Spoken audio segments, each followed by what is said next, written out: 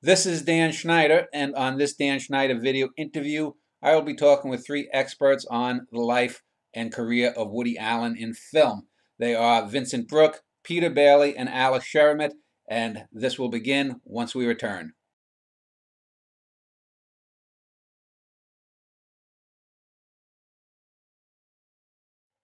All right, let's jump into the heart of the matter, and I'm going to go from left to right and talk with the panelists. So, Vincent Brooke, uh, I know that you have been a Woody Allen fan and expert for quite some time. So, if you could tell the viewers out there a little bit about yourself, your film expertise, your interest in cinema, and in Woody Allen specifically.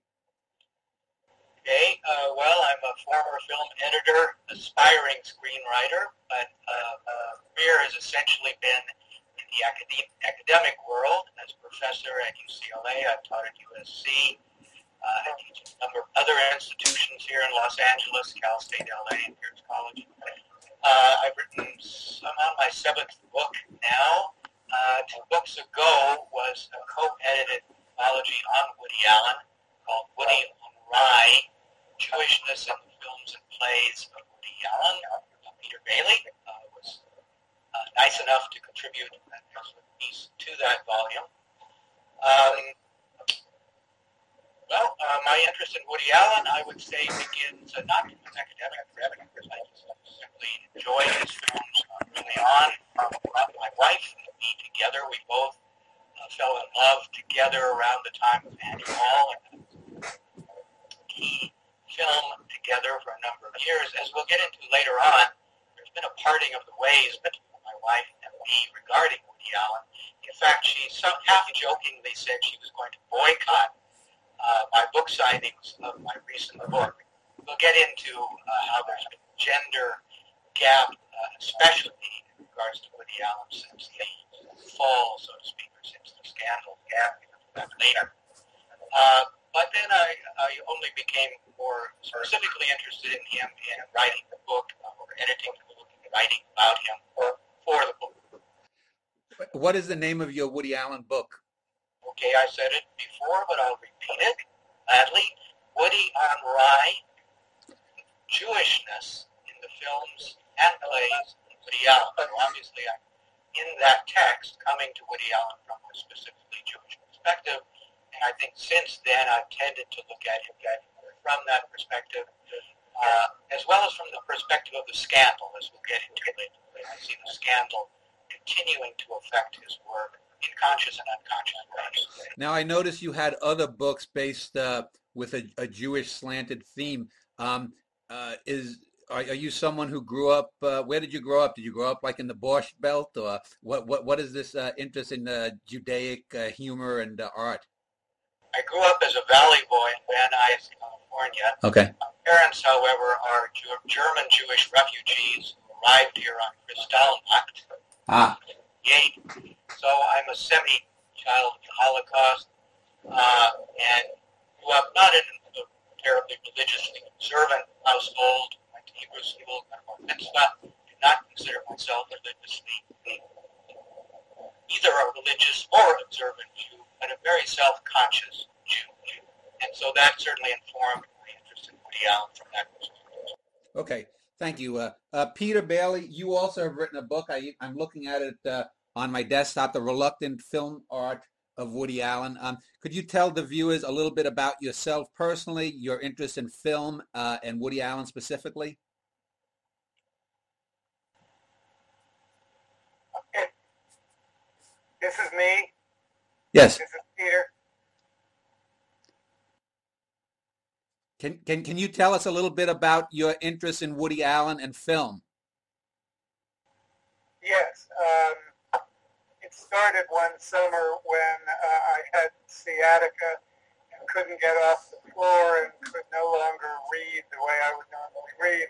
So I started watching movies and started watching Woody Allen movies. And this gradually developed into what I thought was an essay, which then developed into the book Reluctant Film Art of Woody Allen, which was published by the University of Kentucky Press in 2000. They're going to publish publish a second edition of it in 2016, which will include the movies from 2000 to up to Irrational Man. The argument in the Woody Allen book is basically that he has this great ambivalence towards the movies he makes. He couldn't stand to live without making them, but doesn't have the kind of enthusiasm you would think that somebody who made 50 movies in the last 50 years would have. So I tried to emphasize, it's a kind of thematically based book that emphasizes that element. Okay. So let me turn to Alex Sheremet then. Alex, you have a book called Woody Allen Reel to Reel. It's an e-book that came out last year. If you could tell the viewers a little bit about yourself as well. I first became interested in film in my early 20s, sort of as a means to push myself. At that point, I was interested in writing stories and poetry and poetic criticism, but I was using film as a means of kind of escaping my comfort zone. So I got into his films pretty early on, and a couple years ago I was approached by a publisher to do this book on Woody Allen, and I agreed, and I decided to take strictly an art-first approach. So I've read many books on Woody Allen, many books on his films, but there hasn't been enough purely artistic analysis of what was on. There hasn't been enough analysis of characters and whether or not such things work towards an artistic end. There hasn't been enough bottom line evaluation. So the book is basically a means of looking at all the films from start to finish, evaluating them as good or bad and why, and responding to all the criticism that he's received over the past 50 years, focusing on people like Paul McHale, John Roosevelt, Roger Ebert, and others. So as far as I know, it is the biggest book on Woody Allen ever written, and it's going to be updated every year with new essays. So this year it's going to be updated with a couple of essays, including an article on Irrational Man. Next year, if his TV series actually takes off, there's going to be more content added to that. Beyond film criticism, I'm also generally a writer and poet, so I've written a couple of novels. On Monday, I'm starting my third novel. So in between that, I do criticism, fiction, among other things. All right.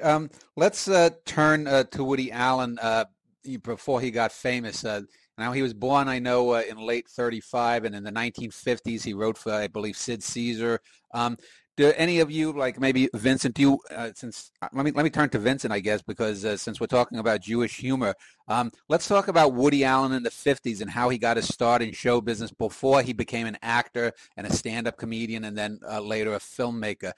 Vincent, can you just enlighten some of the viewers out there who may not really know that much about Woody Allen, a little bit about his background? Okay, I don't know if I'm an expert in this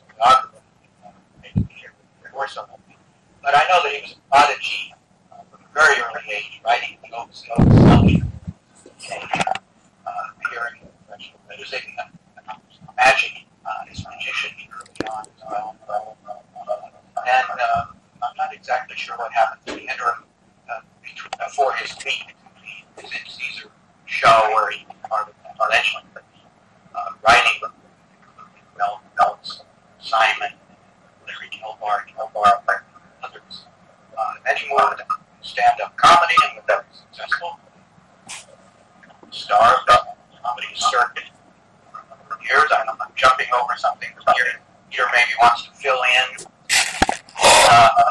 But he started writing plays actually before he started writing short stories as well. Simply prolific, absolutely prodigious creator beginning, kind of obsessiveness which he continues. Not only making film years, but still writing plays and performing, as you know, as a clarinetist. I don't know when he began that. He certainly learned in his childhood. But, you know, he's a quasi-professional clarinetist who appeared just in L.A. now. He's a tremendous hit here in L.A.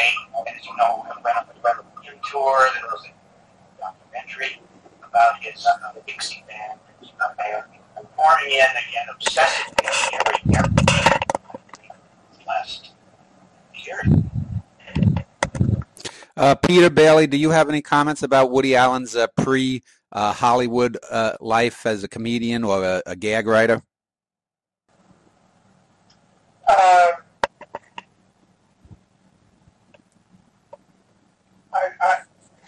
I would reinforce what David said. There's a long period, well, not so long really, I guess. There was a period when he was writing gags for Wilson and other columnists would take these jokes and put them in a newspaper and say Woody Allen was talking to Tuddy somebody and Tuddy said this, Woody said that, and it was quite an apprenticeship for him. And after a bit, he actually started making about $50 a joke and started to gain some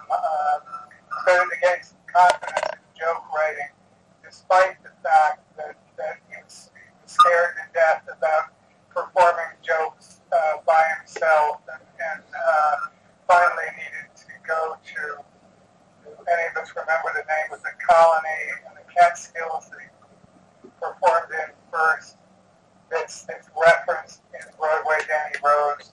Anyway, he finally started performing his own material, which retrospectively he has very little respect for, because he describes himself as a tumbler, which is a version that I. Somebody whose jokes weren't about anything; they were just jokes. And after he started making movies, he had nothing respect for the Woody Allen. Tell a joke and then tell another joke and then tell another joke. Okay, Alex, do you have any comments about the pre-Hollywood Woody Allen? Not so much factual, but I do have a couple of anecdotes that I personally identified with for a number of reasons. So as Woody Allen was growing up in Brooklyn, he does talk about feeling pretty insecure at the time. I mean, he had, I guess, a few interests in comedy, he would go to movies, but by the time that he became 19 or 20, he sort of entered the Manhattan life, and he sort of entered this kind of really new society. He had no familiarity with, either social or intellectual. He said that he started reading books. He started reading philosophy. He started reading the classics in general. And he said that he began doing so as a means of basically keeping up with the people that he got to know, people that sort of started coming into the circle, and also to keep up with the women that he was meeting. He wanted to be interesting. And I identify with that because when I first started reading, when I first started getting into the arts, it was also a defense mechanism. As a means of being able to differentiate myself from other people. But the one good thing about Woody is he didn't simply stick with it as an egotistical urge. He was able to sublimate that into saying, look, I had, some personal reasons for going into the arts and reading, but I started really enjoying it after a while. So he went from having a kind of a purely egotistical reason for, entering this kind of world to sort of saying, there's an importance here that goes beyond me. There are things here that, not only touch me, but touch the cosmos at large, and I want to explore that. And I think any artist that needs, that eventually becomes great, there is this moment of maturity. You can't simply always do it for yourself. A lot of people say, I make art for me, or I write for myself. It's not really art. There needs to be a communication at large with the world. The second part that has always stuck out for me was when he was in California, he was sort of seeing what the kind of work ethic that the comics over there had, and also some in New York. He would always ask them, so what material did you work on today, or what are you going to do tomorrow, or what is your writing schedule for the next month? And he said that every single time that he would speak with any one of his French colleagues, they always seemed to have an excuse for not doing work. They always had an excuse for not writing jokes, for not coming up with material, for not reading. Basically, they always had a reason to be lazy. And he told himself, wow, the only thing I have to do to get ahead of everybody around me is to simply work. And I think this applies to writing books. I think this applies to lots and lots of things. I mean, if you really get down to it and you get up in the morning and you do the writing and, after a few months or a year, you're going to have a new book. After a few days or you're going to have a new essay. You do the work, things are going to get done. And I think instead of, Woody Allen being treated as somebody that's prolific for the sake of trying to do as much as possible, I think it's simply the way he works. He could essentially work for only a few months a year and still have a film, and that's because he just works for those few months. And that's something that people really need to recognize and kind of learn how to apply to their own lives and things that go even beyond art. I think it's a lesson that's very much worth knowing. All right. Yeah, go ahead. Yeah. Notes here? Go ahead, Vincent. Yeah, I think a couple of biographical elements that are important for the future discussion about his work is that you mentioned Jewishness, and he grew up in an Orthodox Jewish household. I think that's crucial to understand. He rejected that. Religious too, but as well. The other is that he went to NYU, University, and either dropped out or was suspended. Maybe there was a technical aspect there, and that plays a role both in his attitude towards academia, which is very derogatory, much up through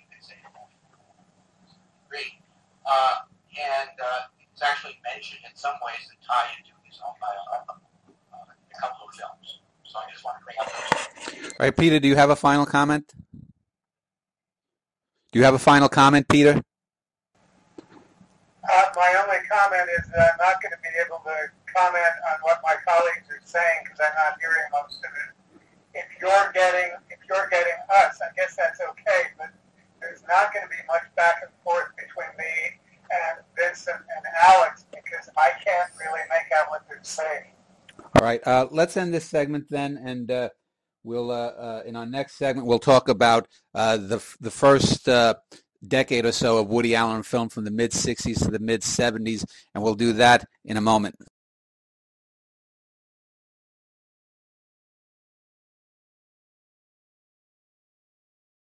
This is Dan Schneider, and we had to let Peter Baylor go. We were just having too many audio and visual technical problems. So the rest of the show will be with Vincent Brook and Alex Sherriman.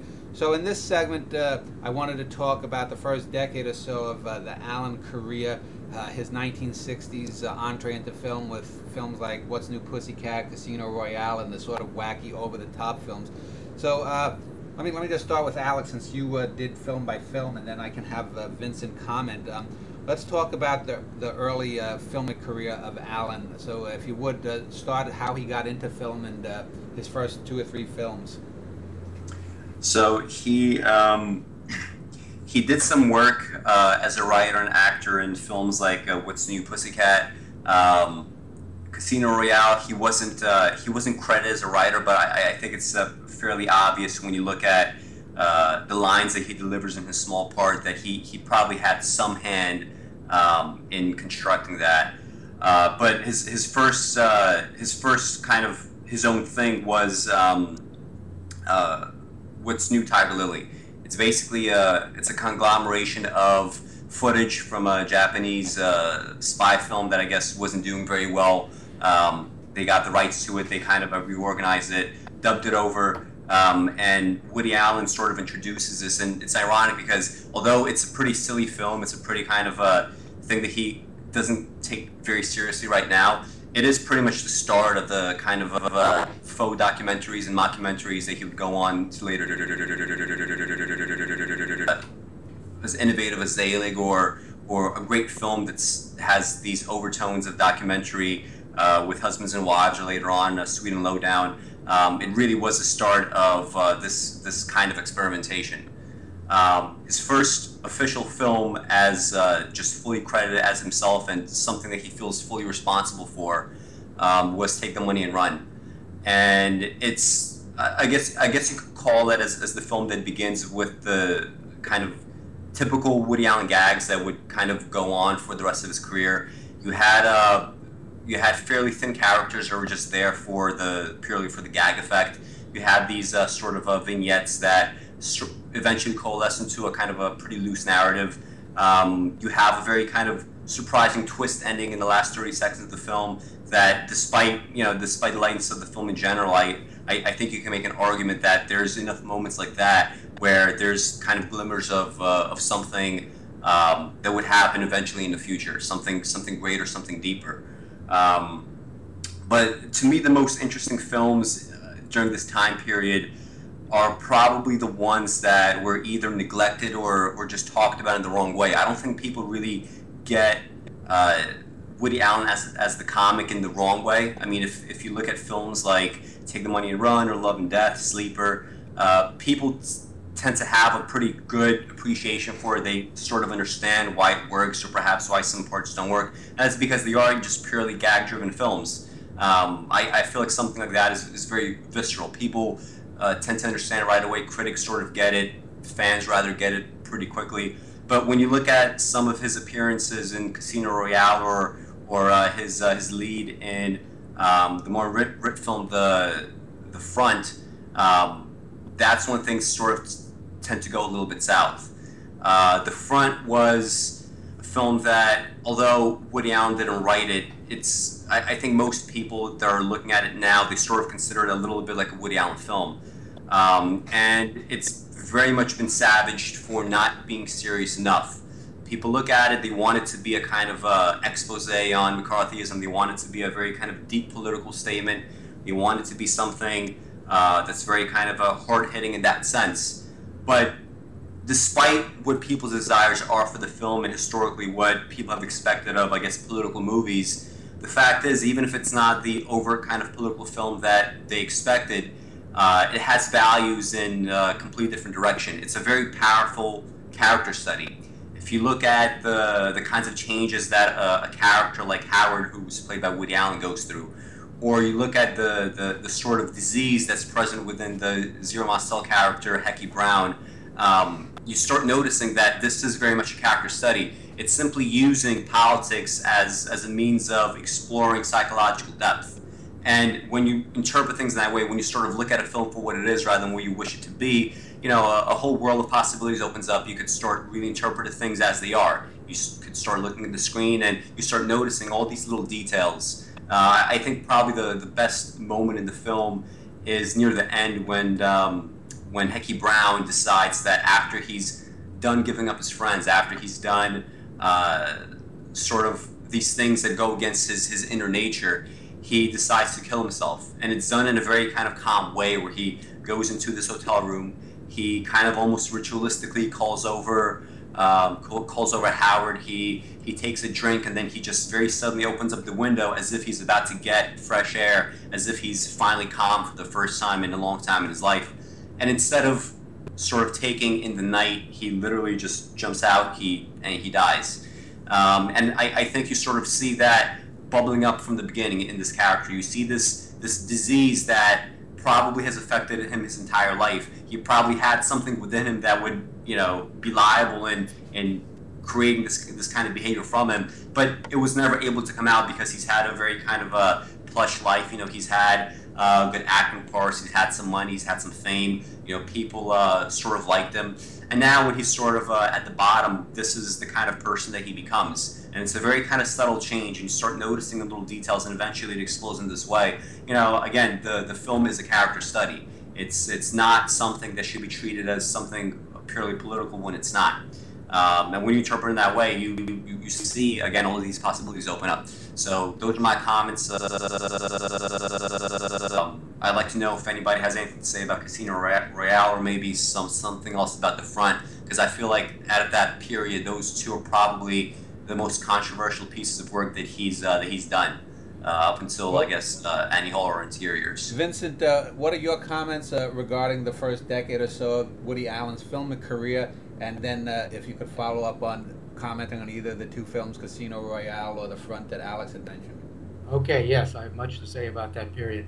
It's when he develops his persona as the Schlemiel, and I'm going to be unavoidably bringing up Jewish elements in Woody Allen's work. That's been my orientation, but I think it screams out to be looked at from that perspective. He was very lucky, actually. The timing was just right for Jewish performers to emerge as openly Jewish. This was not the case for decades in Hollywood, when they had to hide their Jewishness, change their names, change their noses, etc. Woody Allen, to quote, paraphrase a line of Seth Rogen's in Funny People by Judd Apatow, his face was circumcised. I mean, he was unmistakably Jewish. He changed his name, yes, but it was still recognizably Jewish. Now, it's not crucial that he overtly expressed that. I think it went without saying that he's openly Jewish. Now, I said he was lucky because this was a period when Jews were coming out Jewish. Barbara Streisand, a whole slew of them, Dustin Hoffman, Mel Brooks himself, George Siegel, Gene Wilder, Richard Benjamin, a whole slew of them. It's a revolutionary period in Jewish representation. It's undeniable. I'm not the first person to point that out. So he comes to the fore with that and develops his own persona as a New York Jewish Schlemiel, New York neurotic Jewish Schlemiel, as he was called. Okay, he had already developed this in his stand-up routines, and now he emerges in these films and develops it further. It isn't quite yet a one-to-one representation with his life, or not one-to-one, it was never one-to-one, but a connection with his own life would come to the fore, of course, in Annie Hall, which we'll get to later. But it's starting to sort of converge from just this very comical figure into someone that is closer to Woody Allen, the person. Okay, I'd like to go to the front. I'm glad that Alex talked about that, and I'm glad that he respects that film. It's one of my favorite films. Now, it is partly a Martin Ritt film. It's partly a Walter Bernstein film, who wrote the film, and many of the figures in it, it's about the blacklist, and many of the figures in it had experienced the blacklist. Woody Allen did not. But I agree that the lines in it, that the dialogue seems to be very Woody Allenish, and I'm sure he ad-libbed or brought in his own work into the piece. Now, the fact that I think it's importantly a political piece, I think it's one of the best films about the blacklist, but it is also a character study, but it's also about anti-Semitism, and Jewishness plays a strong role in it. The Hecky Brown character, crucially towards the end, when Woody Allen's character appears before this mock HUAC investigative committee, they keep saying Hecky Brown, or as he was really known as, Herschel Brownstein.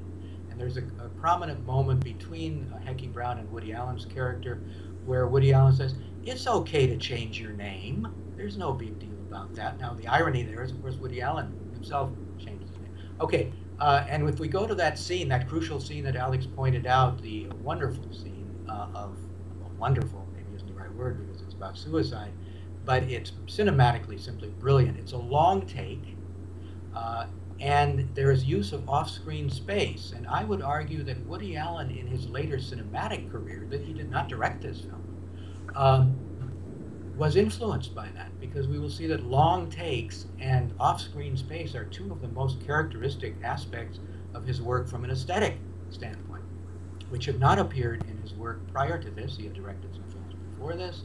We will see it emerge after this, and I think he learned from this experience with Martin Ritt on the front. Does Vincent? Let me just, Vincent. Can I just ask? In that scene, I believe Mostel leaves the camera behind, and then the camera pans over, and we see the open window. So we're concluded. That reminds me of the scene in Taxi Driver, Martin Scorsese, when Robert De Niro has taken what's her name, the female character to a porno film, and then he's calling her on the phone, and the camera pans away. The camera doesn't want us to see the actual. Oh.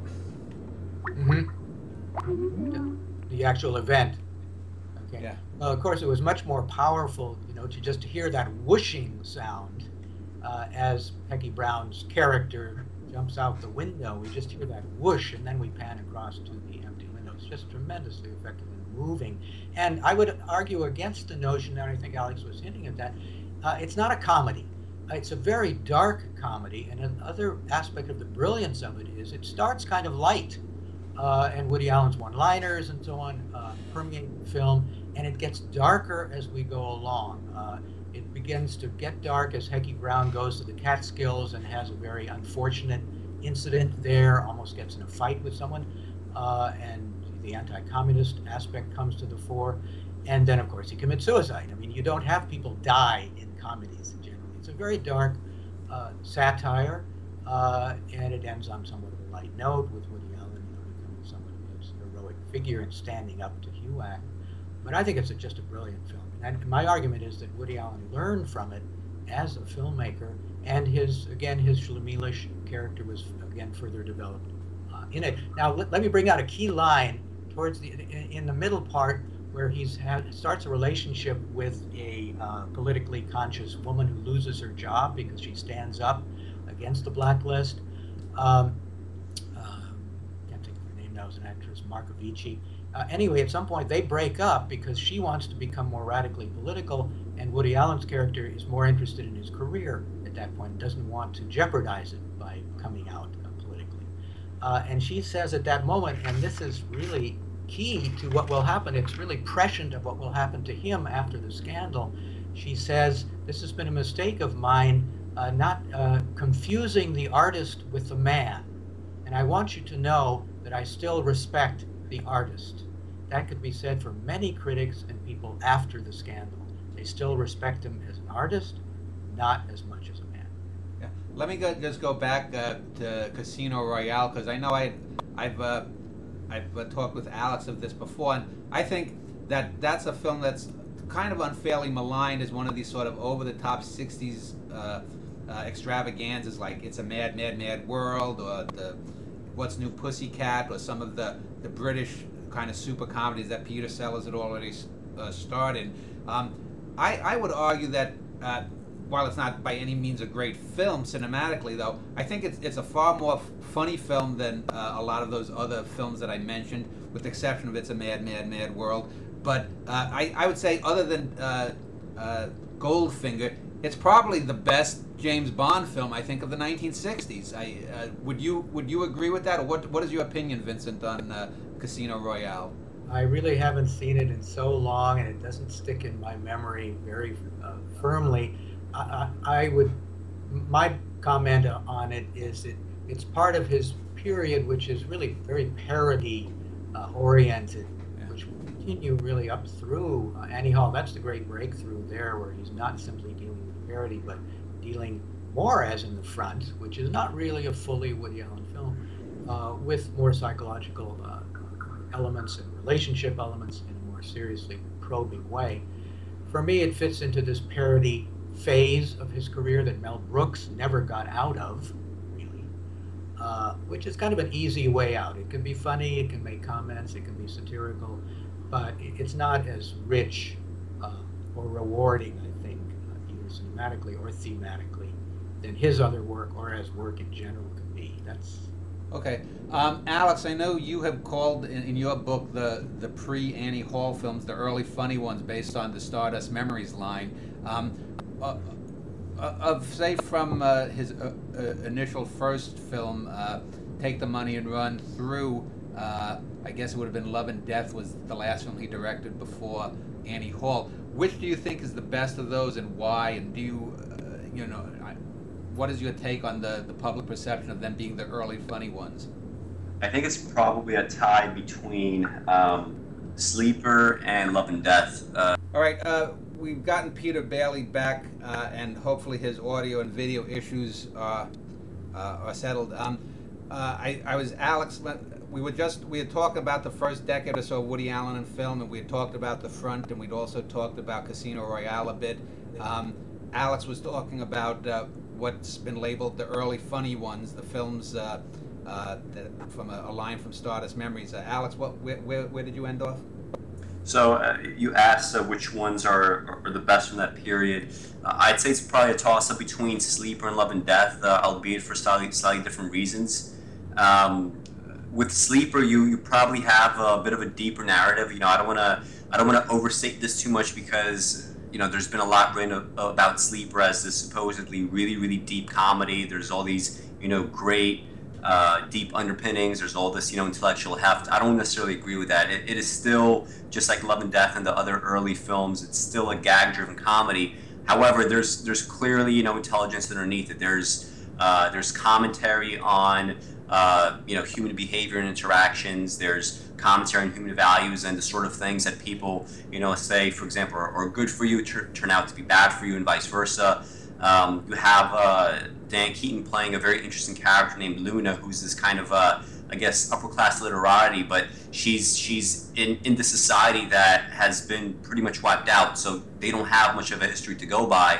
They're essentially starting over again with culture and with art and with I guess political machinations, and you sort of see her, you know, trying to become this poet, and she's, you know, getting up and she's reading all these cliched lines. She clearly cannot write at all. And yet it seems like Woody's comment there is, you know, no matter where you are, even if you're in a kind of post-apocalyptic world, you're going to have these types that, you know, try to do things that are deeper than themselves, and they're going to try to, you know, get beyond themselves, and most of them will fail. You know, you see this quite a bit in the dramas where you have, you know, most of Woody Allen's artists, they happen to be pretty bad artists. You know, Luna in that sense is no exception, and yet you see, you know, her type kind of permeating everything from comedy to drama. So there's that kind of deeper element going for it. As for Love and Death, I'd say it's probably the best acted by far of the early films, and it's also probably the funniest. If you look at, you know, maybe, you know, laughs, you know, per minute, it's probably the most compact in that sense of the gag-driven work that he's done. You see the chemistry between Woody Allen and Diane Keaton play out in very, very subtle terms. I don't simply mean like the big things, like when they're running around or when they're, you know, conspiring to do things and, you know, all these things sort of explode and fly. I mean the much smaller things when, you know, Diane Keaton might very knowingly look at the camera because, you know, she says something funny and she knows it. Or the way that she might look askance at a character. These tiny little touches that, you know, it's really what comedy is about. It's not merely the big stuff that people are laughing at. It's everything else underneath it. It's the kind of stuff that we laugh at in everyday life, the little, you know, quirks that people have and, you know, others are able to point out. She's able to draw attention to herself in that way. And two films are probably the best from that time period for those reasons. Okay, Peter, Alex and Vincent had been talking about The Front and Casino Royale a bit, and then Alex just, you heard some of his stuff. What are your thoughts on the first decade or so of Woody Allen in film, from the sort of 60s extravaganza films through The Front? I'd agree completely with Alex that the two that you can still watch are Love and Death. Sleeper, maybe. Funny bits in Sleeper, but I also agree with him that it doesn't feel like the kind of put together plot that you're going to start to get with Annie Hall. Love and Death, you do get that. You do get a sense that he's actually thinking in addition to coming up with gags, and that's where, for me, that's where it starts. If you don't start with Play It Again, Sam, which to me is really the start of it, because he stumbled on this thing about Bogart, and that becomes so important in terms of breaking the fourth wall. We don't have a term for that in movies, but I'll use that one. Which is going to be so crucial to the other movies in Annie Hall, right down to Match Point. These touching of different dimensions in his films that he does kind of offhandedly, because he started with people like Kaufman and other dramatists, Tennessee Williams, who do the same kind of thing. So. Yeah, I agree completely that those are the two, those and Play It Again, Sam, that you start seeing the Woody Allen we know from later emerging. All right, well, let's end this segment, and then we'll dig into what I called a few years ago the Golden Age, which is starting with Annie Hall and going through about a 15-year run through Husbands and Wives, and we'll do that. Yeah? Yes. Yeah? Go ahead. Still have some things to say about that. Oh, okay, go ahead. You have a moment for that. Sure. Yeah, I kind of see them as a package. I mean, if you see them in the larger picture of the arc of his work, he's developing himself. You know, this is a pre-phase, if you will, to his mature phase. He's developing his persona. He's developing his cinematic palette, if you will, that I think really was crucial to showing him other ways to make films via Martin Ritt. And we can see various elements of his later work in almost all of these works. In Play It Again, Sam, crucial, like as Peter said, is the element of relationships and also the shiksa complex, if you will, the Jew attracted to the non-Jewish shiksa. We see that come to the fore in Take the Money and Run, which I think is really one of his better films in a lot of ways. I mean, there's just some wonderful gags. I mean, it is a gag-driven film, but really gags. It also brings in the mockumentary element that Alan mentioned that will pop up throughout his work from that point on, and he will deal with the notion of documentary and fiction. And of course, that relates to the way his own life fits into his work. There's a documentary element to almost all his films when he plays in them and when they're about his character to some degree. Then Love and Death, of course, we bring in, the Russian element, and Dostoevsky will play a huge role in his later work, and this, is an obvious play on war and peace. So the intellectual element comes to the fore in this one. And Sleeper, I don't know, there's the gag element, there's the fanciful element that Peter mentioned, which will open up, the realistic frame of his films to open up to more magical realms that we'll get into with his later work. So I see, just bits and pieces, sort of a cut and paste aspect of his earlier work that will then come to fruition, from Annie Hall on. All right, any final comments then before we move on to the next segment? No? All right. Well, now we'll end this segment, then like as I said, we'll hit the golden age when we return.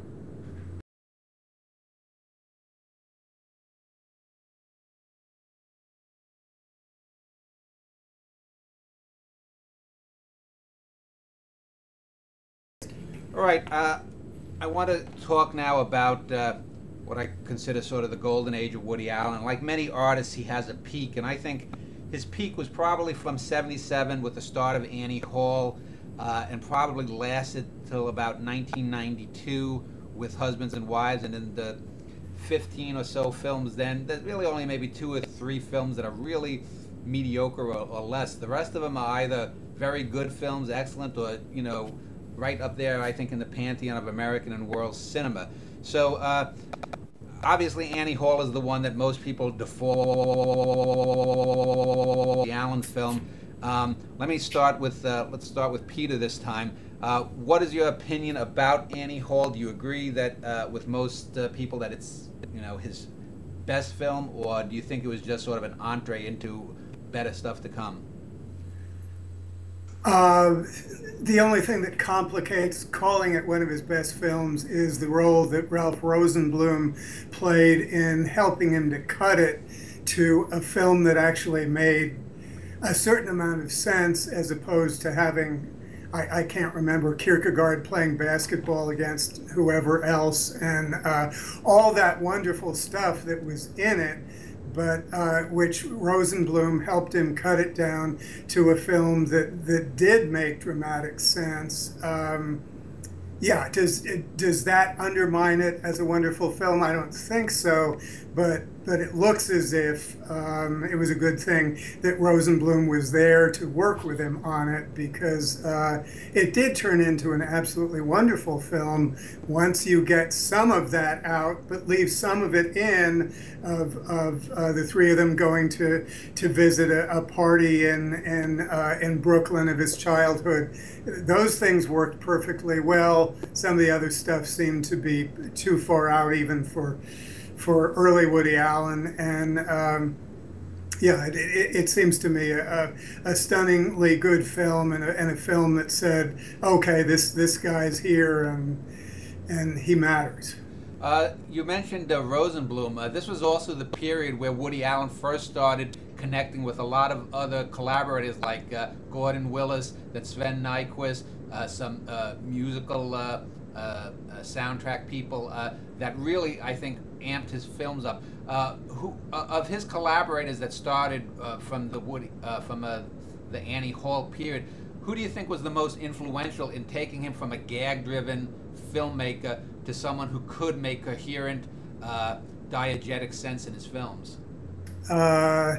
Certainly, Gordon Willis was very important in terms of improving the visuals of his films. Marshall Brickman, I'm not sure how much we know about what he contributed to Manhattan, but Allen gave him co-credit as screenplay writer. We'll come back to Manhattan because there are issues there that are kind of interesting, but those are the two. I mean, all the cinematographers, he works so well with cinematographers and respects them.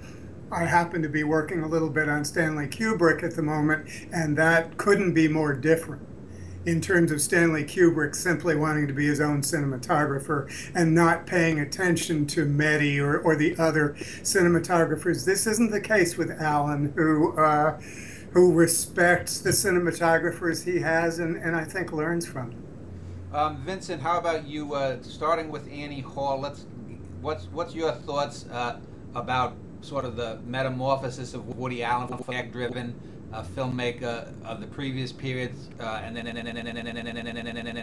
his more mature phase? Yes, well, again, retrospectively, you have to see that previous work as sort of leading up to and crystallizing in this work, bringing it all together, if you will. As I begin my article in the book on Woody Allen, it's the bringing together of his off-screen and on-screen selves, merging them to some degree, of course, in a creative way and in a flexible way, but it's undeniably and openly referring to his own life. I mean, he was going with Diane Keaton for a number of years.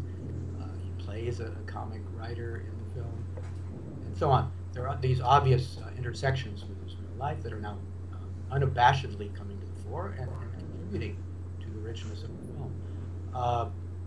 And then cinematically, again, this is theoretical, but again, I would argue that the front was a learning experience for him as a filmmaker, and he would increasingly orient his work towards long takes, off-screen space. He doesn't do that quite as much in Annie Hall, some of that. And the influences of other filmmakers that would come to the fore, again, more openly, sometimes with Fellini and Bergman, and sometimes more disguisedly. And just, he comes out of the French New Wave, clearly, also, in taking chances and being innovative cinematically. And he had tried that in bits and pieces in the earlier films, and then it comes together. Ralph Rosenblum, being very aware, and in his book talks about his being influenced by the New Wave as well. He had worked on The Pawnbroker and was very crucial to making that as well, the Sidney Lumet film. So, okay, we'll take it from here. Alex, what are your thoughts about Annie Hall being sort of a transition into the newer phase, the later phase? Well, to first comment on Peter's words about Ralph Rosenblum, the film has this reputation of originally being this completely unwatchable mess. The editors have said it, Woody Allen has said it, people that have seen it have said it, but at the same time, I've learned in the arts in general, not just in cinema, but whether it comes to writing or painting or whatnot, you can't trust those kinds of judgments most of the time. It's very possible that it was a complete unwatchable mess. It's possible that it was something else altogether. What we do know as facts is this: he was already making films now for over a decade up until that point. He had not a single bad film. They were all, between very good to, perhaps being some of the best pure comedies written to that point. The dramas immediately following Annie Hall were all, just very stellar works. His golden age would last until '92, and he would still have excellent films afterwards. I think the whole period he maybe has had 2 or 3 mediocre films. You had maybe a Midsummer Night's Sex comedy, and then you had the made-for-TV film Don't Drink the Water in the early '90s. So he had a pretty good track record. I find it hard to believe that Annie Hall would have been the complete mess that Woody has said it was, because he also said the same thing about Manhattan. He's also said the same thing about many other films. So I'm not completely sure whether I agree with that. I would, obviously, like many people, would love to see it, but whether or not it still exists, nobody knows. So it's hard to make any objective comments about that, except to go by hearsay, and hearsay artistically tends to be very, very poor. As far as Annie Hall itself, it is probably one of my favorite Woody films. I don't think it's his best film. It's probably not even in the top 5, but it is one of my favorites. One of the things that has always been interesting to me is people that tend to get into Woody Allen, say in their teens or their early 20s, they usually do so through a film like Annie Hall. And they tend to be men, and they're men that have had perhaps similar experiences that Alvy has had. They've had maybe these kinds of relationships that maybe were doomed from the start, or relationships that they try to sort of get to the bottom of why they fell apart, just like Woody's character is trying to do. And they start to identify with a character like Alvy. They start seeing his quirks and his flaws in themselves, and they start over-sympathizing with him at the expense of other characters within the film. Now, I consider Alvy to be a pretty manipulative sort of guy. I don't think he's evil. I don't think really a worse person than Annie. And Annie, the irony is that, first of all, he's more intelligent than Annie. He knows more about life. He has more experience. He understands things better on a more visceral level, perhaps on a more intellectual level. Annie, however, she has a very different approach to life. She's less intelligent, but she knows how to live life appropriately. And Alvy is not good for Annie. Annie is not good for Alvy. And you get a sense that the only reason Alvy is with her is just kind of stave off his loneliness. And Annie, she eventually goes off to California. She ends up kind of forging her own life. In the interim, she ends up becoming not necessarily, she doesn't reach any kind of noble ideal. What she ends up doing is she ends up, doing like bit pieces in acting and singing. She ends up going to parties. Maybe she's doing, the cocaine she always wanted to do if it wasn't for Alvy, kind of sneezing on it. But the point is, she doesn't reach any kind of noble ideal, but it works for her. And Alvy doesn't seem to understand this. He doesn't understand that the way that she's living her life absolutely works for her. It does not work for Alvy. And his kind of ruse from the very beginning to kind of, it's a complete manipulative tact. So it's ironic that, people sort of go into Woody's films often through Annie Hall, through this kind of over-identification with somebody that in the end is not a very good person.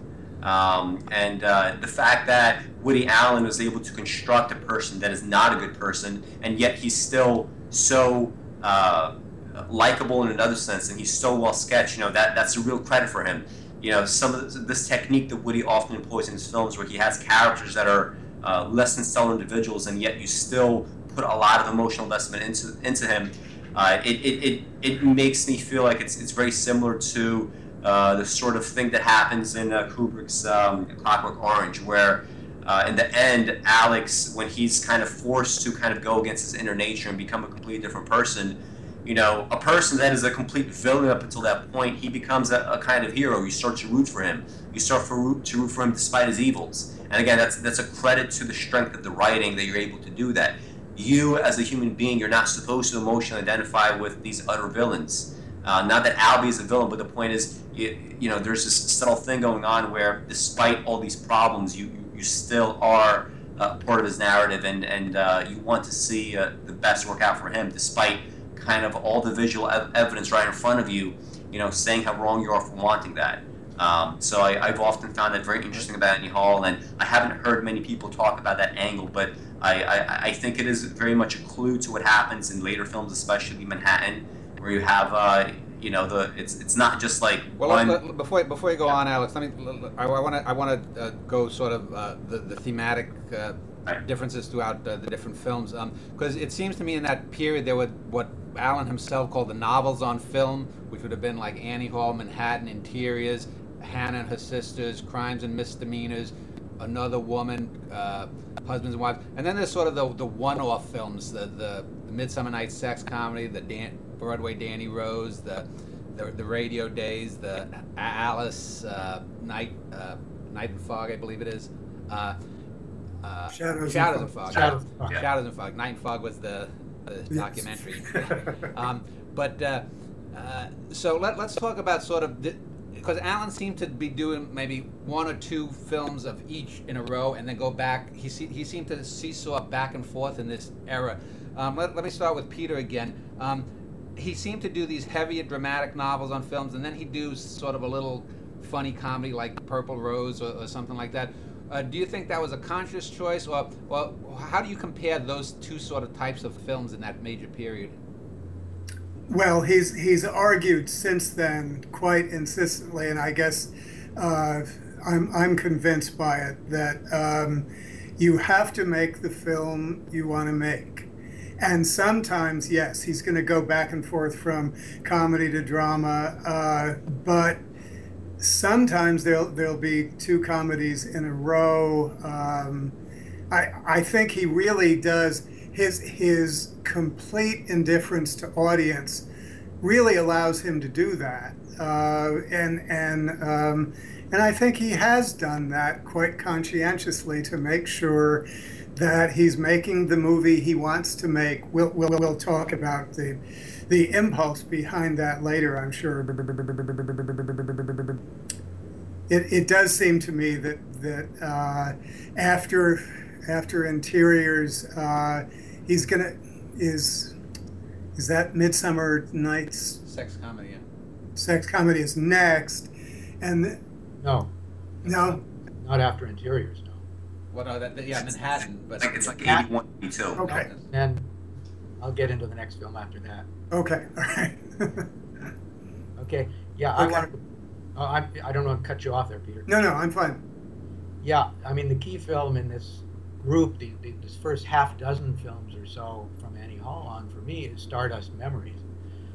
Again, it to a greater extent maybe than any film, it brings together again this off-screen and on-screen self. I mean, it's all about this alleged crisis he's going through at this period of having to decide and being pushed between the comedy films that are more successful at the box office and Interiors, which bombed both critically and at the box office. And that film is all about that. It's also very openly an homage to both Bergman and Fellini, which would come back to haunt him in many ways.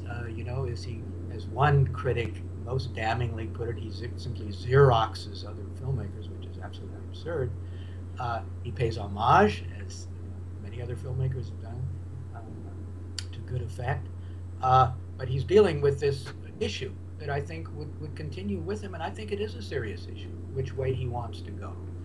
He has this comic element, and of course he's brilliant at it. He's one of the great comics of all time, and yet he aspires to be a Bergman and a Fellini. I think that's quite clear. And so he aspires to that, and he tried it with Interiors. It didn't work, seemingly.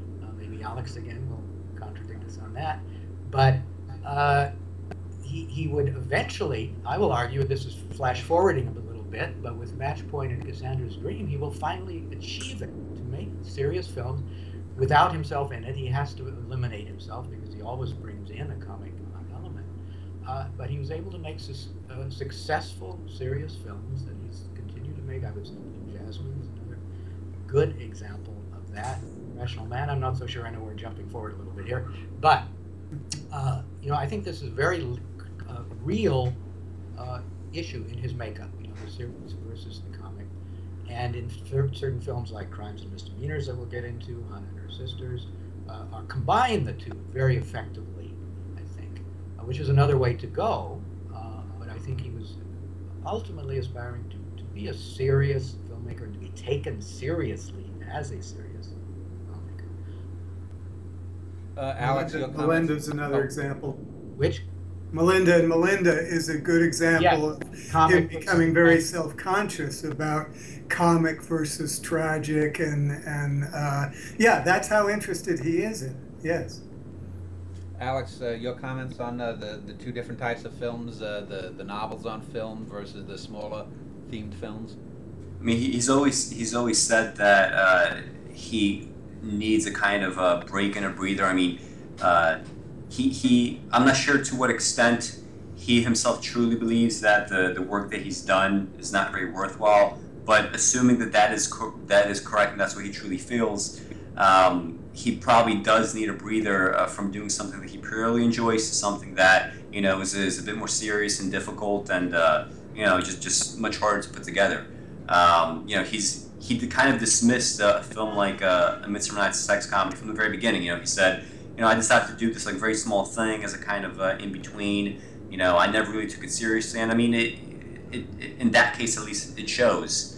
Purple Rose of Cairo, I consider it a greater film than simply a comedy. I wouldn't put it in the league of something like sex comedy or some of the early films. I mean, there's strong dramatic undertones. There's a number of very powerful cinematic techniques that didn't appear in the early comedies.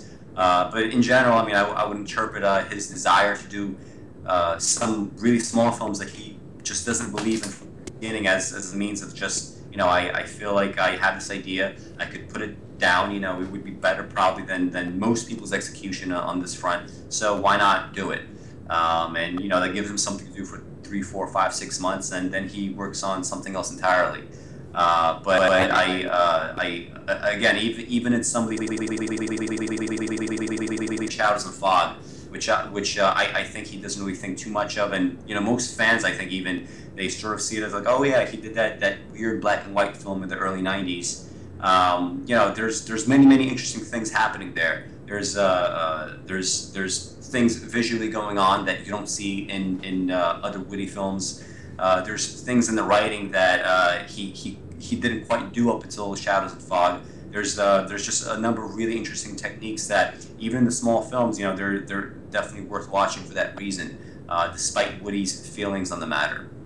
I'd consider them somewhere between a breather and something to do that it's just whatever small niche that it fills in the genre, it's still better to be filled by Woody than somebody else. So I think his mentality is why not do it. So let's talk about qualitatively. In my opinion, I think of films like Manhattan. Interiors, I think, is probably a great film in some ways, maybe a near great film. Stardust Memories, I think, is one of his 3 best films. I put it along with Another Woman and Crimes and Misdemeanors. Hannah and Her Sisters, maybe just a hair below them. Husbands and Wives, I think Radio Days is probably arguably, I think, the greatest pure American comedy ever made, but because it's a comedy, most people, sitting at the grown-ups table, as Woody said. What films in that 15-year period would each of you consider his sort of his classic great works? Let's start with Vincent this time. Okay, I'm going to be a little bit of a rebel here, but coming from the academic perspective, we tend to, well, I shouldn't overgeneralize here, but we tend to be not as concerned with quality, as you will, about the film. We're looking for what's interesting in it from various perspectives. And certainly on a personal level, we have our own gut reaction. We like this film, we don't like this film. But it gets into subjectivity, really. Certainly you can get a consensus of critics who say this is the best and that's the best. But for me, it's more important, what are the elements? If we start out with the notion that Woody Allen is an important artist and filmmaker, then what are the elements that go into making that? And it's less important which film is better than another. Well, Vincent, can I just... Let me go through some of these films. As I mentioned, Stardust Memories in terms of this documentary aspect in relation to Woody Allen himself. Then we have, of course, Zelig, which is his great mockumentary, which also deals with elements of Woody Allen. The guy who allegedly is copying other people, and what it's about, a guy literally becomes other people, which then brings in the supernatural, magical element that I'm going to be talking about at other points. This difference between magic, which he began as a magician and appears as a magician in various films, magic in the sense that is phony and the magical qualities in his films, which are supernatural, but of course are only magical because of the magic of cinema, which of course is to him a form of religion, if you will. You could look at the various elements in these different films. Purple Rose of Cairo is a magical film. It's about the magic of cinema. And on its own terms, it is supernatural and magical. But of course, it's only allowed to be that because of the magic of cinema. And her sisters, much more novelistic, Crimes and Misdemeanors, much more intellectual, dealing with elements of guilt, which I'm going to bring up in relation to my Jewish angle that I'm taking on this. As we know, Jews are obsessed with guilt, or we wouldn't have Yom Kippur as our highest holy day. But we could go back to Take the Money and Run, which is very much about guilt. It's about a guy who's continually in prison, is a criminal, is dealing with guilt and innocence, and then his parents who feel guilty about him as their son, and who are wearing Groucho Marx masks, which identifies them as Jewish, even though they're trying to cover up their identity. Anyway, that brings in the Jewish element, and of course permeates many of his films as well.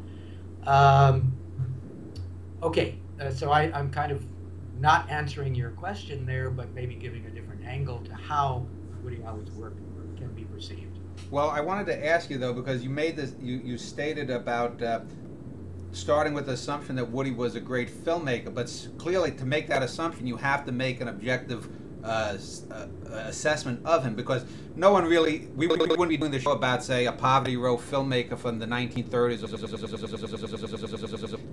50 westerns in a 5-year period. So, I mean, when you talk about being interested, we are interested in Woody Allen because he is a quality filmmaker. Right. I mean, you can't get away from that.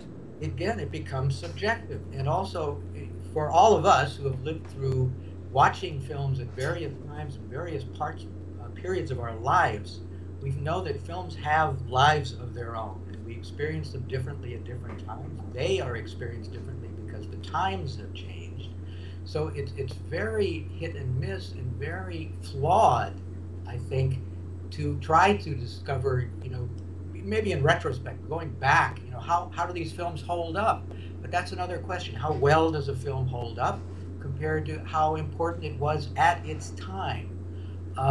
So it's a very problematic issue to talk about what is a great film, what is a better film. For instance, I just saw Stardust Memories, which I always regarded as one of his better films. I showed it in a class because I remembered it as one of my great films. I showed it in a class. I found it insufferably self-indulgent, which critics at the time pointed out. It had its moments, it had its very funny moments, but I now do not regard Stardust Memories as one of his great films anymore. I'm afraid to go back and see Annie Hall if I have a different attitude about that. Even Crimes and Misdemeanors, I'm afraid to go back and see it. So my attitude about films has changed so radically over time. But even if I have that feeling, I could still say Stardust Memories is an important film. But even if I don't regard it any more personally as such a great film. So do you see my issue there? Yes. But that's just my issue. You guys can now talk about which are his greatest films. Okay, Peter, how about your opinion on the top films of that peak era? I liked your list very much. I wouldn't disagree with much of it at all.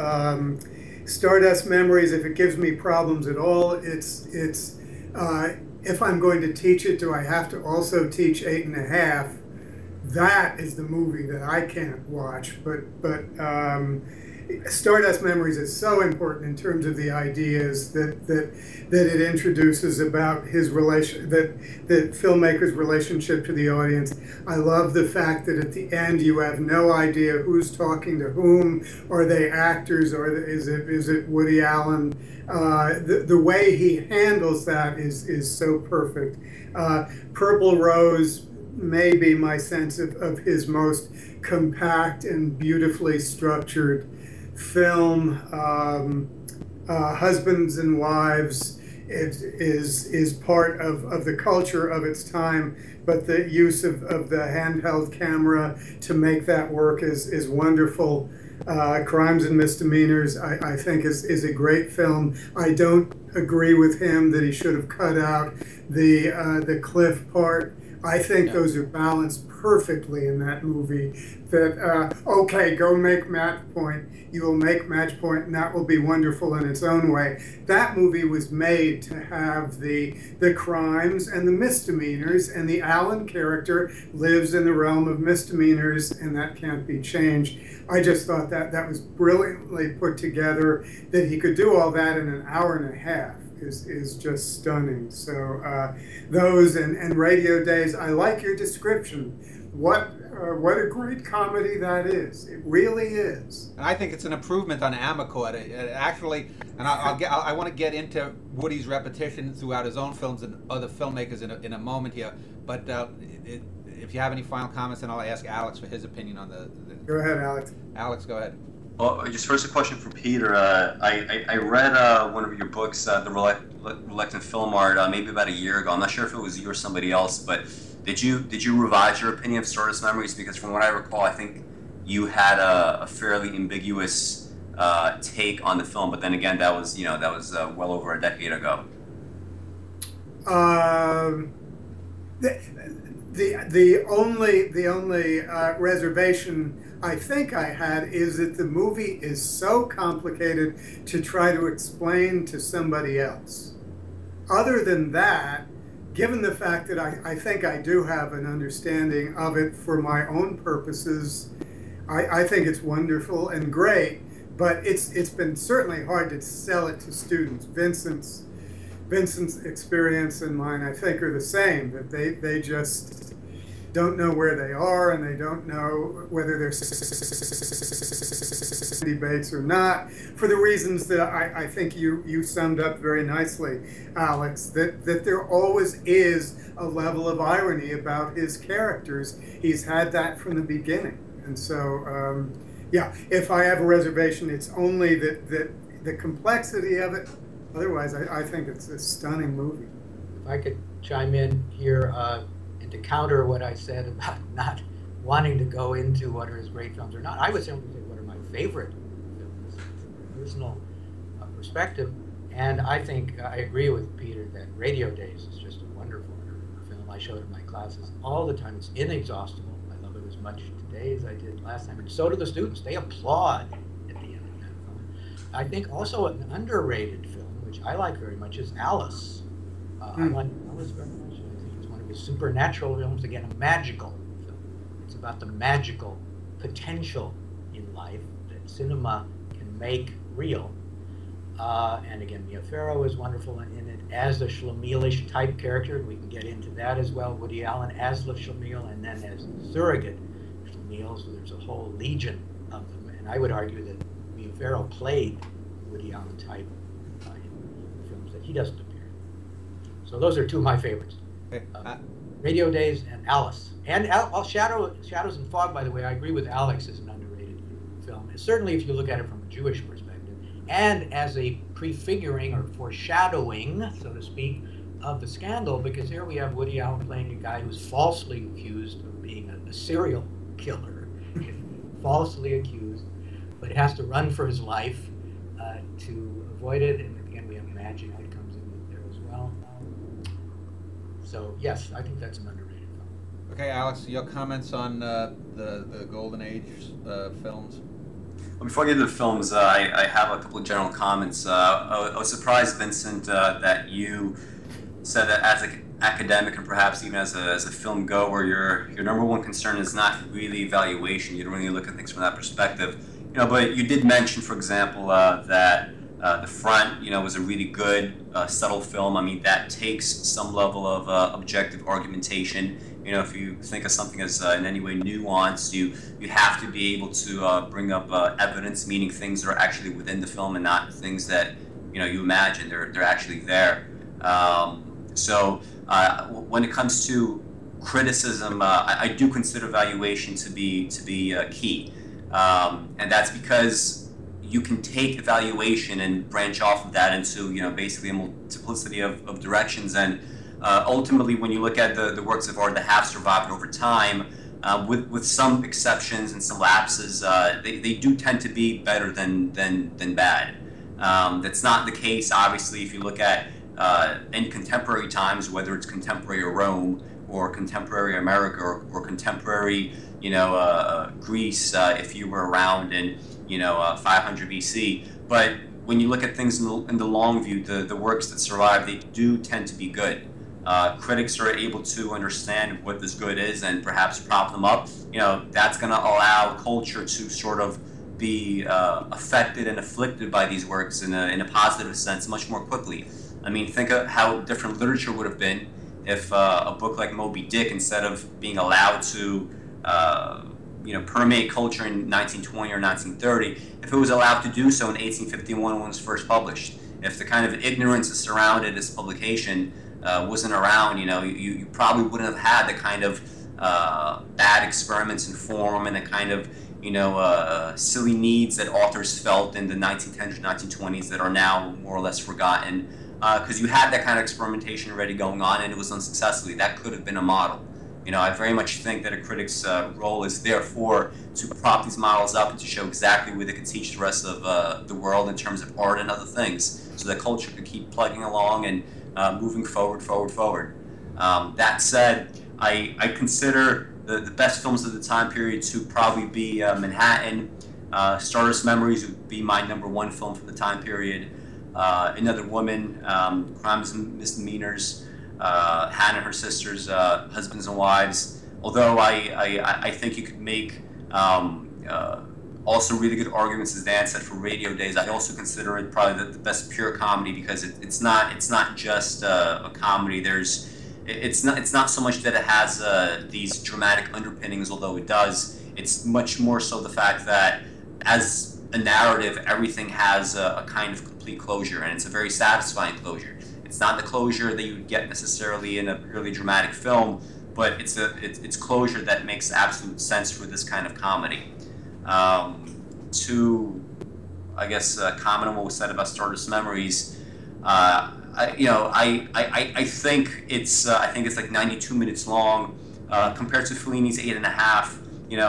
It's much more compact. It's not compact in the sense that Woody decided to compress things and therefore lost a lot. It's compact in the sense that everything that a film should not have, he kind of completely excised. Everything that should be within it, he left. There's so many scenes that I was actually watching some scenes from it last night. There's so many things in it that just stand out as the best parts of cinema that I've seen, from anybody. There's, for example, the Dory character, who appears in at least 3 or 4 really magnificent scenes in the film. One is where she finally goes into the mental hospital, and you have a close-up of her for about 1.5 minutes, and she's in between. She's flirting with Sandy, who's played by Woody Allen. She's sort of teasing him. She's kind of criticizing herself. She's criticizing him, and as she's doing this, you see a teardrop forming, and you see these kinds of fractured jump cuts, and you get the sense after literally just 1.5 minutes of just seeing this is exactly what a psychotic must feel like, and this is exactly what psychosis must look like. And most of the film, she's not in a psychotic state. Yes, she might be a little bit off, she might be, in a bad mood, but for the most part, you don't get that. You know that she's psychotic merely because it's said and merely because the scene appears. Think of the kind of depth of characterization that occurs, that despite the fact that her defining feature is never a thing that is always in her face in the film, it is still a thing that you know to be her defining feature on account of just 1 or 2 scenes that are just so kind of magnificently done, that being one of them. You have other ones where she, flies into a jealous rage, or she thinks that Woody is flirting with her, I think it's 14 or 15-year-old cousin, as the wallpaper in his apartment changes to reflect her jealousy. It's these little subtle twinges that not only characterize her but also characterize him, because this is sensibly much of this is happening in his own mind. Or you have the other part of Dory where Woody Allen is introducing her as the happiest moment in his life, and he's imagining the spring day, and he's putting on a Louis Armstrong record, and you don't see Woody's face after the camera turns to her, and yet you know exactly what Woody is thinking and feeling, and the kinds of faces that he must be making at her. and you know exactly what he's doing, despite the fact that the camera stays only on her face. Again, just think of the level of sophistication that this requires. You do not know what's happening to another character, and yet you absolutely do, without even having this kind of direct reference to him. You know, and these are just a couple of examples, but if you literally go scene by scene, every single scene has so many layers. Like, there's just so many things that could be said for, on top of the fact that there is a coherent narrative. You know, people do think of it as complicated, and when I first saw it was when I was 19 or 20 years old. I did think it was too complicated, but then again, it was 19 or 20. You know, watching it now as a I guess a bit more of a grown adult, I find it fairly easy to follow. And I think, you know, if you watch it just, you know, 2 or 3 times, these things do sort of unfold much more quickly than you think you would upon a first viewing. But again, you know, just going by scene, there's so many things that could be discussed on a purely, you know, visual level or purely writerly level. There's so many lines that are so wise and just say so many things about art and say so many things about human interaction. And there's also a lot to be said about the fact that the critics that did respond to it, that sort of, you know, took at face value that Sandy Bates is Woody Allen. Not only is it just factually wrong on many levels, it's also, more importantly, it's just completely irrelevant. You know, you look at the film itself and you judge on those merits. But even so, you know, Sandy Bates is not merely a filmmaker that is unhappy with his lot in life, is unhappy with his fans, and therefore this is why he turns everybody around him into these grotesque creatures. The reason why all these people keep coming for him and keep wanting a piece of him, it's not simply because he's famous, it's not simply because he has money, although that's what most people assume. He's also, unlike them, a very whole person. He is a complete person. He is intelligent. He's talented. He knows how to live life. Despite the fact that he has these neuroses on the surface level, he is obviously, in his conversations with others, he understands himself far better than everybody around him. He knows how to live life far better. And then at the very end of the film, you know, when this inner film ends and the outer film sort of comes to its own close, all these characters that were going through all these issues and they had all this hatred for Sandy, all these problems, they just completely dissolve. And they dissolve basically by the ennobling quality of art. And as everything fades and he sort of looks into this screen, you know, this is exactly what he must be thinking. You know, Sandy Bates is not merely the neurotic within the beginning of the film. He's also the person that created the film. He's also the person at the very end. Does that not count for anything? How is this very obvious ploy missed by so many viewers and critics? It just completely is baffling to me.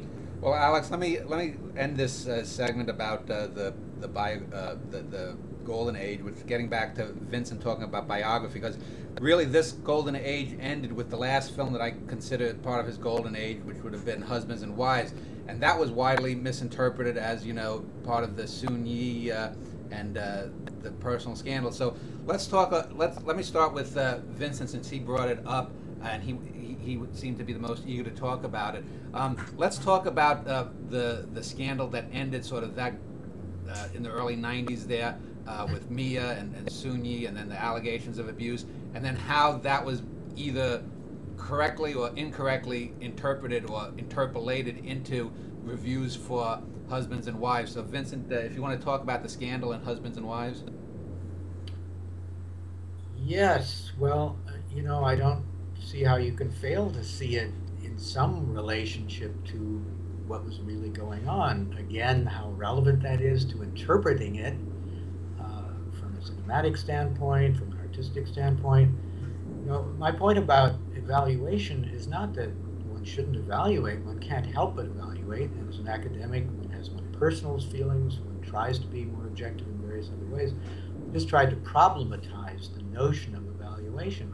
I mean, look at I'm just going off on a tangent here, but I think it's important to clarify this notion. I mean, look at the top 10 films that Screen Journal has come out with every 10 years. It gyrates quite a bit from year to year, and now Vertigo is allegedly, you know, is the greatest film of all time. What does that mean? I mean, that's kind of meaningless. And Woody Allen himself, who hates the Academy Awards, right, the greatest film of the year, you know, that sort of stuff, I think, is superficial and not worth really taking that seriously.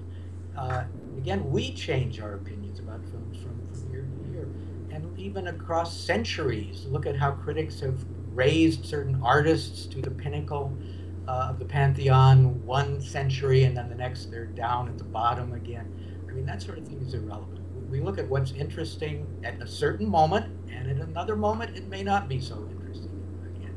Okay, husbands and wives, again, after that one started to look back at his earlier films to seemingly be foreshadowings of this event, reality, the Sunni scandal. And you went back to Manhattan. My wife, as I said, this created a great rift in our attitude about Woody Allen. She loved him up till that point. She absolutely hates him now, and many other people do. Not only women, but I think it tilts towards women. You go back to Manhattan, where he's having an affair with a 17-year-old girl. You go back to a short story that he wrote in the early 1980s, where he marries a woman and admits really who loved both with her and her daughter. Okay, there are elements of this. This does not mean that Woody Allen is a pedophile or he's actually engaged in these matters, but it does sort of indicate, maybe, as we all do, we all have fantasies, that we may not be the greatest, but we keep them from occurring in reality. Anyway, we'll maybe go to this morality element, which will increasingly concern him. The notion of morality in the world, the morality of his characters, justice, and so on. But I mean, here he is again having an affair with a younger girl, which will appear again in Irrational Man. And it's a professor again who's having an affair. Now you can take that as a but you could also see it as somehow relating in some way to his own life. And I think you're missing out on something if you don't do that. That doesn't mean that's the only thing to look at. There's a universal aspect to his work. There's a personal aspect to his work, and we do that with all the great artists. We look at the universal aspect, we look at the personal aspect. And in Woody Allen, it cries out to be considered in all of his films, even when he's not in them. In what way is he in some way commenting on his own engagement with the world and with cinema? So that really didn't deal so much with husbands and wives, but we'll take it from there. So, Vincent, I have a question. When you say that your wife was a fan of Woody Allen and then she no longer was that specifically a reaction to what? Was it the Sunni scandal, or was it the sex abuse allegations? No, it was the Sunni scandal. The other, just he couldn't go any further down in her estimation anyway. Okay. Well, I mean, I don't want to get too off track here, but just to comment on what was said. Specifically with you can't use the word pedophilia in relation to Woody Allen unless you specifically are referring to the sex abuse allegations. I mean, it's not pedophilia to date a 17-year-old. That's legal, I think, in most states, and it's legal in New York. And she was not 17 at the time. I think she was either 19 or 21, depending on what age is believed. She herself does not really know her own age either. He definitely has a history of dating younger women. There was a 17-year-old that he dated that she came out and said, I dated Woody Allen. We had a very nice relationship, and then it ended. He wanted to date Mariel Hemingway. So he clearly does have this attraction on some level to younger women, but that's the point. They are younger women. We're not talking about kids. Say what you will about marrying the stepdaughter of your girlfriend. It's clearly an idiotic move, and it's a very selfish move. But it's not a sociopathic move of sex abuse, which is the main thing that he was charged with. And I think the biggest thing that's kind of hovering over him. But there's this very quick conflation between the two. It doesn't make any sense to me. Me being 28 years old, I find the idea of dating even an 18-year-old to be disgusting, because I know what I was at 18, and that I was very childlike. So I can't get over that. But it would not be a pedophilic act. It would not be a sociopathic act. It would just be a sexually immature act.